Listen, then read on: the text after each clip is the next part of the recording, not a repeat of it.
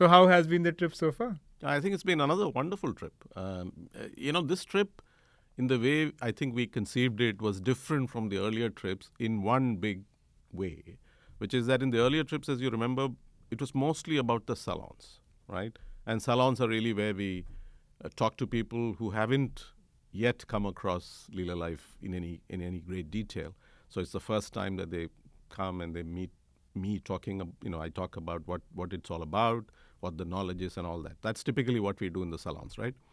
This time, in addition to the salons, we also had a bunch of what we talked about as events, right? Which are really engagements that we had people get involved in who had already gone through salons before. So who knew something about Leela Life.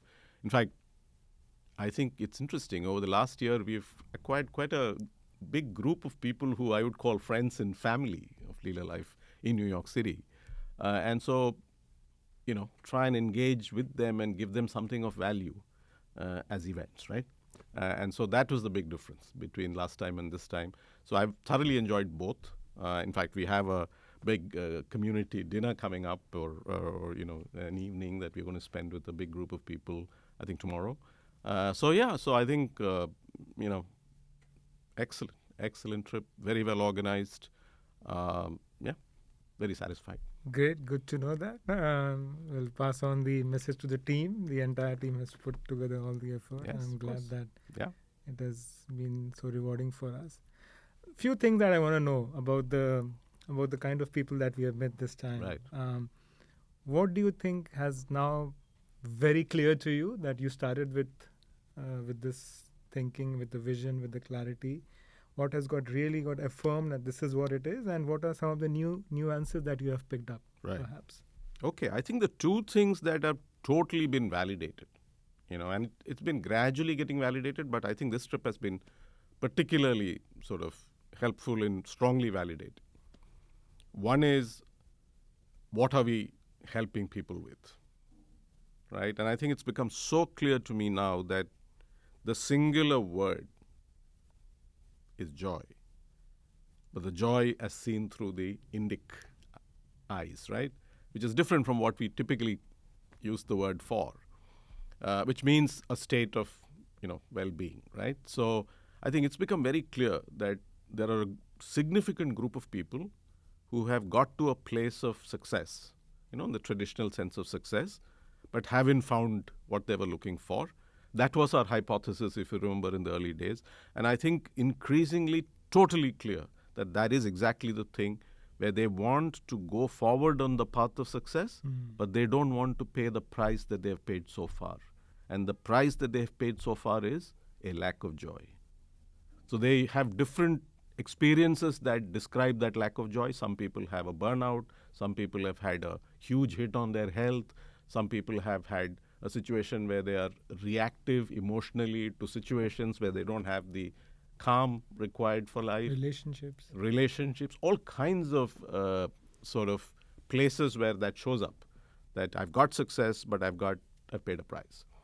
And I think the power of what we are saying is that you can continue on the path of success, whatever you define as success. And we don't have a prescriptive view of what should be your success. Whatever you define as success, you can go ahead on that path. We will make sure use the Indic knowledge systems to support you such that you don't pay the price for it. And I think that has got completely validated. And I think we've now seen so many people come to us and say, that makes a lot of sense and I want to be part of that. And the second thing is related to that is, who are the people who find this very valuable? We started with the hypothesis that, yes, we want to talk to people who are successful in New York City. But now we have figured out who are those specific people who really value this, right? Successful senior corporate executives, successful senior professionals, many of them working in the sort of Fortune 500 multi-country global cultural context, are really the people who come to us, right? They really need this and recognize the need for it. And so those are the people who are coming to us. And so I think these two things have got validated. So one of the things which has added a lot of nuance to my own sense of this validation that we talked about was how people describe the situations that they've gotten into, right? That was new to me. How they saw themselves in this, what is the price that they saw that they paid? And I think to understand that is important because it enables us to help people see it, the path to well-being clearer. So some people start with, a very common sense of it is burnout, right? Saying, okay, I'm sensing a burnout in myself.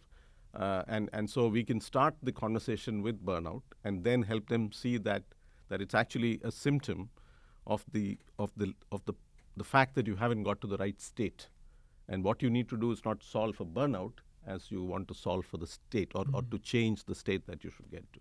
And for some other people, it could be about, I've let my health go. Some people say, I've just let my habits, I used to have very good habits and now I'm all over the place because I haven't really focused on myself and, it's all been reactive to the world and so on and so forth. I think that is the sort of big area for me in terms of what I learned this time. Fear, another one. People talk a lot about how the context that people find themselves in today, both professionally, personally, socially, just broadly, environmentally, there is a distinct sense of the foundations are shifting. And now I am not at all on. So earlier, people said the problems were all, the foundation was what it was, but, the problems were. Now, the whole underlying foundation is shifting and I'm scared. That's the mood. And I think that makes the case even more strong for you to look at yourself because things will happen. We are in a world in which change is huge. And that's the only way. So people, I think, respond so well to that because now they can see, okay, there is something I can do about it. I'm not just a puppet, sort of in the hands of this sort of change, but I can do something about it. And I think that has also come as an interesting element for us to, bring into the mix in terms of how we communicate the power of what's possible. So I think that's what I learned. Does it change anything for us? I think it changes to some extent in how we communicate value. And I think that's important, how we communicate value. We know. See, the challenge with a lot of, this is very interesting, and let me spend a minute on this. We all know that Indic knowledge is incredibly powerful in transforming lives. There's been a very long history, and many of us who've kind of been exposed to that in some form or the other have seen our own lives dramatically transform. The challenge in communicating that knowledge to the world is how do you communicate it in a manner that doesn't get caught in the sort of the mysticism of it or the cultural elements of it and make it simple and easy to access for everybody across the world, whether they're in Scandinavia or in New York City or in Africa or in Japan or wherever. It should work. So I think our ability to communicate what it is, how it works for you, and how the value is unlocked is really the work that we have set out to do. Really, that is the work that we have set out to do. Because the knowledge itself, we know, is incredibly powerful. The knowledge in terms of the practices, the products, etc., exist. What we really are bringing to the world is the ability for the world to see it and not get lost in all of this, unnecessary mysticism that sometimes comes along with it, right? It's not required. It's a very simple, profound but simple, and simple to use thing. And so I think that is what we have to be conscious of. And I think this kind of insights about what people are going through is important for us to craft that communication so that we can connect the power of the knowledge to the specifics of the situation they find themselves in, instead of just talking about the knowledge. So our starting point is where you find yourself today and how does the knowledge. So that's a starting point. So to know that well is important in our communication. And I think this improves our ability to communicate and to give them a sense of what they can get. And I think so to that extent, I think it's very important for us. Yeah, I think I get that. I think that's what That's what our task has been always, Right. and I think we are getting all those nuances that will Right. help us to build that story, that build that communication. Clear value, Clear sense of value, value, and where does. So the question I often ask is, where does what we have to. There's one question we have to answer Hmm. to all our clients or potential clients. Where does this knowledge sit in my life? What is its role in my life? And the answer to that starts by saying, what are you going through today? Hmm. So that's important. And when you connect that, then you start to answer the question, where does it Yes. sit in my life? Interesting. That brings me to John Mark, one of our clients that we Right. spent some time with, and we had Yeah. this conversation. What were some of the highlights for you from that conversation? No, I think the big highlight for me from the conversation I had with Jean-Marc about his experience on the Salon and then the experience on the Blueprint was how much he has absorbed, internalized, and already started to get value out of. It's an extraordinary thing. And really, in how one looks at the overall journey, this is like 5% of the journey. There's 95% left. And in 5%, he's got so much value. And it's, in fact, at some level, in the conversation, it became obvious that he is, at some level, foundationally started to change. Could sense that. I could sense that. And he could sense that. And I think it's incredible that with so little of the overall journey unfolding, if you can start to help strengthen foundations in a world in which people are, really struggling with the notion that everything is up for grabs. We are doing an extraordinary thing. And it for the doesn't world. take months, and it It doesn't doesn't take take- years. Exactly. It happens like It doesn't take years, Yeah. and it's not complicated. it's not complicated. That's the other thing. It's not complicated. Obviously, part of it is because we make it very easy. Like he was saying, he didn't expect that at the end of it, we would come up with a set of recommendations, some of which would include things that he can do in the little town that he lives in the northern suburbs of New York City. And he doesn't live in the city. He lives in a suburb in the city, in a small town which has got a relatively small population. Beautiful town on the river and all of that. But we were able to give him those things. And so, so I think we've done a great job. And I feel very satisfied with what we've done. But even more satisfied that whatever we've done is making such a profound impact already. So I think very happy. Yeah, I think it's been, and the way he took us through his journey and all the parts of it looks like it really touched him deep within, and that's the essence. And Yeah. so getting these, thousands of John Marks motivated and making a difference in their lives, I think that's the And that's what That's drives the- you and me that's and the what- whole that's- team, yeah. both there in India as well as here in New York and across the world. That's what drives us. That's what makes us get up with vigor every day in the morning. So, yeah. Yeah. In terms of meeting a lot of people that we have been in terms of working with us, engaging with us, Right. What's your sense of that? What do you think is the motivation in those people, and how can we perhaps, let's say, add them to our movement or to our cause and take them forward? What's your sense? No, I think the first thing is what an extraordinary outpouring of interest. Yeah. I mean, that's the first thing. I'm just blown away at one level by it because one is just directly the people that we can help in this transformation process, and that's obviously a significant number. But we are now starting to see that many of those people include people who say, I want to go through this journey with you, but I want to go through a larger journey with you, which is my own larger professional journey of purposeful professional journey. I can see what you guys are doing is of meaning and value to the world beyond just being a business. And how can I participate and help you do and therefore derive for myself a certain purpose in life. And I think that's extraordinary. So one of the manifestations is that we believe that there's a great opportunity to bring a group of highly qualified, highly successful corporate executives and professionals into a board of advisors for Leela Life. The intention with this board is not to be limited to commercial advice, but to obviously have a strong underpinning of commercial advice because they're very good at that. They're probably the best in the world at that. But also to help us think about our clients, because these are our clients, but they're very closely associated with us. So whether it's in product development, whether it's in solutioning, whether it's in the commercial strategy, whether it's in opening doors so that we can take our story to the world and the power of this knowledge to the world.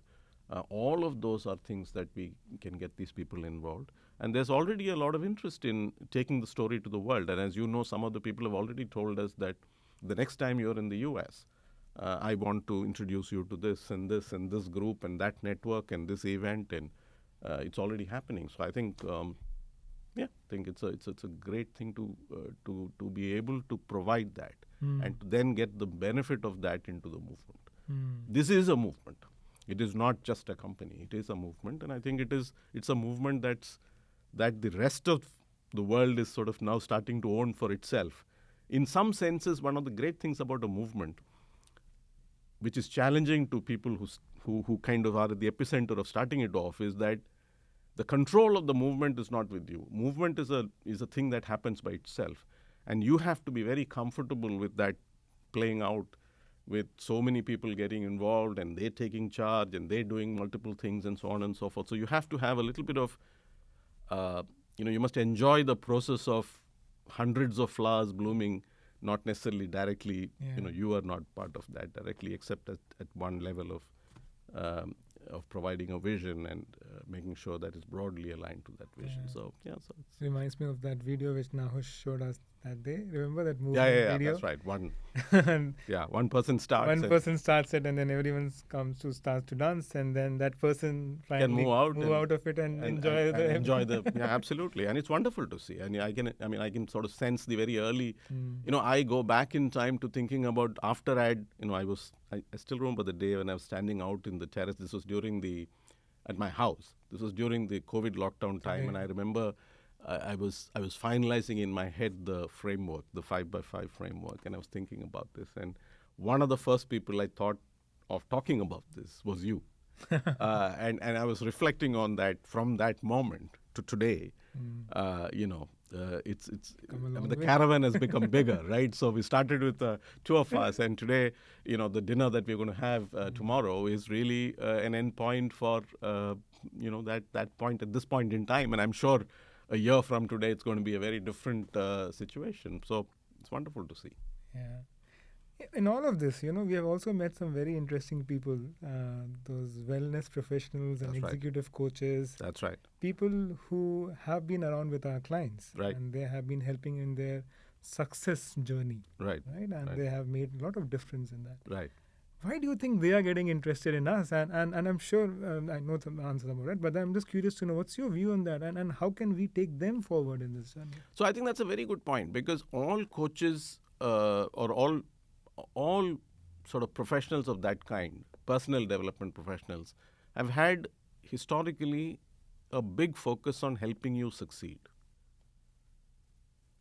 But the world has now got to a place where the need for what you need to have after success is now as important as helping you succeed. In fact, in some cases, it's become more important.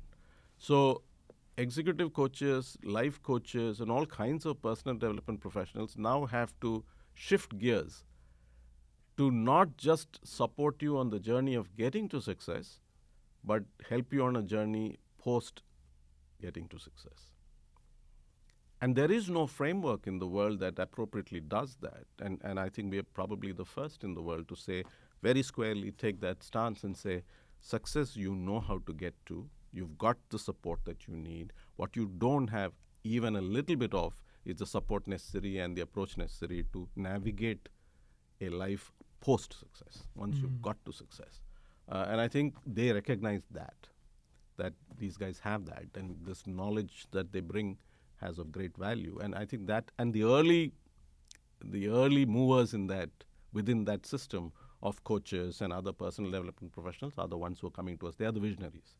They see this before the rest. True. And they're coming to us. And I think they will form, in my opinion, the first group of people who will work with us to take this to their clients. So I think they do have a big role in working with us. And so we have to figure out the right model. And there are some directions that are already clear, but we have to co-create that with them and figure out how this knowledge and this methodology and this approach, which we have now perfected directly for our clients, can work with these coaches and these various kinds of personal development professionals and delivered to their clients. I think it's an extraordinary path because they already have the clients and they're looking for solutions, and we have the solutions. So it's a meeting of capacities and the needs. Coming together. Yeah. Another thing I want to talk to you about, salons. Right. From early days of doing these salons at Eileen's home. Yeah. To doing them in corporates, and this time we did in a wellness studio, as wellness place. That's right. Studio kind of That's a place. right. That's we right. went to suburbs this time. That's right. For a change, we stepped out of just being in Manhattan. Yeah. Do you think this is going somewhere? This is making sense now? What's your read on that, and how do you see this spanning out going forward? So when we first did it at Eileen's place, after a first initial conversation at Eileen, I think I had no idea what it would be, where would it go, what does it do. I had some instinct.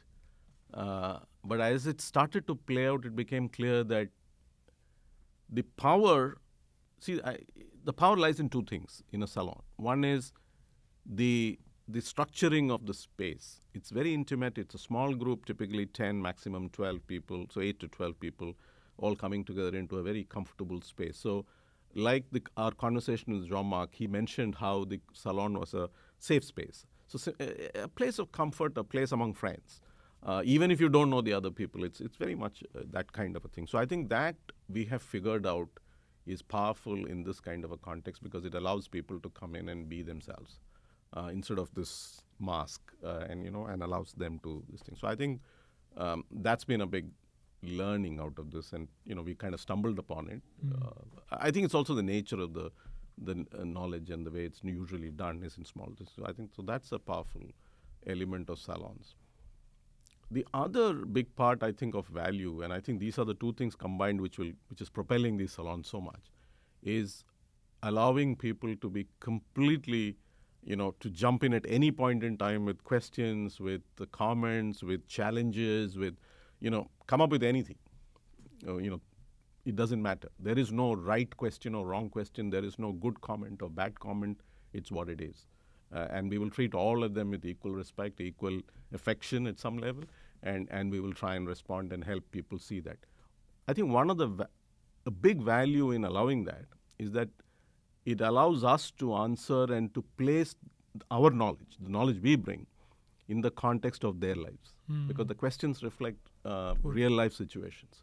So it allows us to answer those or to place it in context.